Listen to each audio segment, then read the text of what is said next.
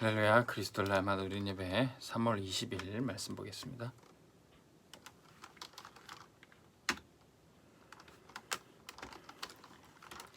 말씀은 PK의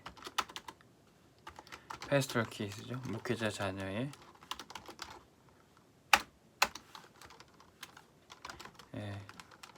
언약의 여정 CV DIP의 응답입니다. 목회자의 자녀들은 어떤 언약의 여정을 가고 있습니까? 저도 PK 목회자 자녀인데 어머니가 목사님이셨고 또 어머니가 먼저 신앙을 하시고 가셨던 그 길을 제가 따라갔기 때문에 수월하게 갈 수가 있었습니다. 근데 이 목회자 자녀라는 게들은 어릴 때는 또 나름 이제 부담이 되고 또 갈등이 되기도 합니다. 목사님의 자녀로서 또 그런 책임감 또는 굉장히 억눌리는 것들이 있죠. 근데 그것이 사실은 굉장히 영적인 축복이라는 거죠. 근데 그거를 알기가 쉽지는 않습니다. 그리고 아버지 어머니가 목사님이시기 때문에 그런 어떤 목사님들의 어떤 인간적인 사정을 잘 알죠. 또 교회 사정도 잘 알 뿐더러 이제 교회 중심으로 어쨌든 살게 됩니다.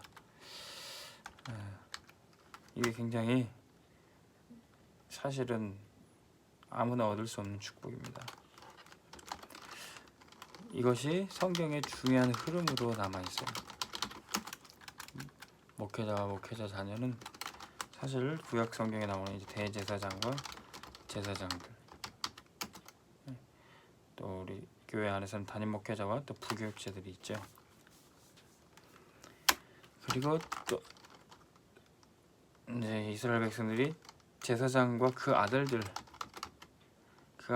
이제 제사의 직무를 이제 맡아서 하게 됩니다. 레위 지파죠. 이스라엘 백성들이 그랬던 것처럼 목회자와 또 그의 자녀들은 사실은 교회의 중요한 사명을 맡고 있는 겁니다. 아무래도 교회 사역을 목회자 자녀들이 많이 맡게 되죠. 결국엔 이 흐름이 신약에서는 이제 만인 제사장의 축복으로 전달되게 되는 겁니다. 베드로전서 2장 9절. 사실은 모든 성도들을 왕같은 제사장으로 불러주신 거죠. PK들이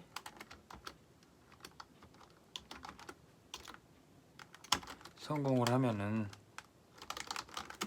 교회를 살리고 목회자를 살리고 또 많은 봉사와 헌신을 하게 됩니다. 그래서 PK들의 또한 고난은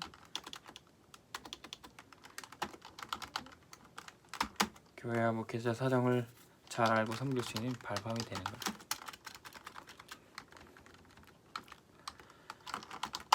자, 그래서 PK뿐만 아니라 사실은 언약가진 렘넌트들이 결국에는 교회 중심으로 또 목회자의 중심으로 교회 살리는 또 현장 살리는 응답을 받아야 되겠습니다. 어떻게 그 응답을 받았습니까? 1000명을 붙잡아야 돼요. 하나님이 내게 주신 미션. 여러분들 교회 안에 혹시 목회자가 어려움 겪는 걸 보았습니까? 혹시 교회에 많은 문제들이 있는 걸 봤습니까? 그것은 미리 보기가 되는 거예요. 저도 많은 부교육자로서 많은 교회를 섬겼지만 여러 교회에 힘든 부분들이 있습니다.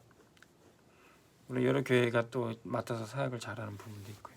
그것이 다 미리 보기가 돼서 길이 되는 겁니다. 저도 21살 때부터 전도사 사역 시작해서 벌써 많은 교회를 거쳤는데 여태까지 지나온 교회들 또 많은 만났던 목사님들이 다 미리 보기가 됐다는 거예요. 어떤 분으로부터는 중요한 가르침도 받았지만 어떤 분으로부터는 내가 저 부분은 참 조심해야 되겠다 그렇게 느끼는 것이 많았습니다. 우리가 미리 보기가 되면 우리는 하나님의 절대 주권 속에 붙잡혀 있게 되는 거예요. 그럼 미리 갖기가 됩니다. 내가 한번 경험을 해봤더니 그것은 굉장히 힘이 됩니다. 제가 21살에 대학교 2학년 때 교육전도사 사역했는데 3개월 만에 쫓겨났어요. 사역이 얼마나 힘들고 또 집에서 2시간 거리가 걸고 금토일 교회에서 합숙하면서 사역했는데 뭐 말도 할 줄 모르죠. 뭐 어떻게 인도할 줄도 모르죠. 3개월 만에 쫓겨났어요. 근데 그 쫓겨난 이후에 바로 그 다음 주에 또 다른 교회 사역을 했습니다.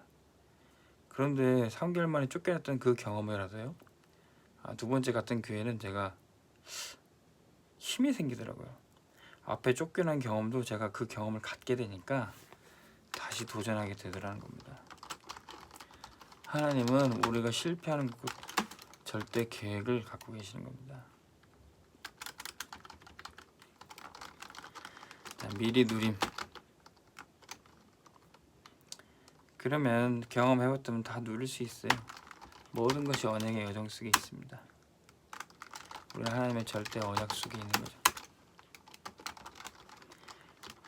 내가 경험해보고 누릴 수 있다 그러면 반드시 정복하게 되어 있습니다. 이제는 어떻게 사역을 해야 될지, 어떻게 교회를 살릴지, 어떻게 목사님을 섬길지 방법이 다 나오게 되는 겁니다. 절대 여정. 그러면 하나님이 내게 주신 절대 목표를, 나를 교육자로, 나를 목회자 자녀로, 나를 렘넌트로 부르신 그 목표를 알고 미리 성취하게 되는 거예요. 그것은 영원히 남는 작품이 되는 겁니다. 하나님이 여러분들에게, 우리에게 향하신 절대 목표가 무엇인지 알 때입니다. 그러면 그 하나님의 목표를 이루기 위해서 우리를 부르신 곳이 있어요. 그것의 소명을 발견하는 겁니다. 그 부르신 곳에 사실 우리가 훈련받을 인턴십이 있습니다. 부교육자 생활하다가 또 목회자 자녀로 있다가 교회 생활하다가 상처받을 수 있습니다. 근데 그것이 오래되면 숨은 문제가 돼요. 근데 하나님이 왜 나한테 여기서 상처받게 하고 왜 여기서 이런 대우를 받게 하고, 그 이유를 한번 생각해 보면 됩니다. 하나님 내게 미리 보게 하시려고, 닭을 발판 삼아 주시려고. 그러면 답이 됩니다. 내가 왜 상처를 받았나? 그 상처 속에 짓눌려서 그것이 오래되고 숨은 문제가 되는 게 아니라 발판이 되고 답이 돼요. 우리가 구원 받았다면은 상처 속에 있지 않고 결국 치유받게 되는 겁니다. 그게 소명이에요. 어느 교회 가보면 진짜 부교육자로서 대우도 어렵고요. 어느 교회는 진짜 교회 시스템이 안 돼서 아무것도 사역이 안 되는 경우도 있습니다. 근데 그것이 다 미리 보기, 미리 갖기가 돼요. 상처가 되지 않고 다 발판이 되는 겁니다. 그러면 하나님이 내게 맡기신 사명, 하나님이 생명 살리기 위해서 날 이곳에 보냈다. 인생 포럼까지 할 수 있어요. 바로왕이 해결하지 못하는 그 일을 요셉이 하는 겁니다. 세상 왕들이, 세상 지도자들이 할 수 없는 그 일입니다. 세상의 의사들도 고치지 못하는 그 질병들, 영적 문제들, 그거를 치유하기 위해서 우리에게 상처도 미리 경험하게 하셨고 치유도 미리 경험하게 하신 거예요. 세상의 과학으로 풀 수 없는 문제들,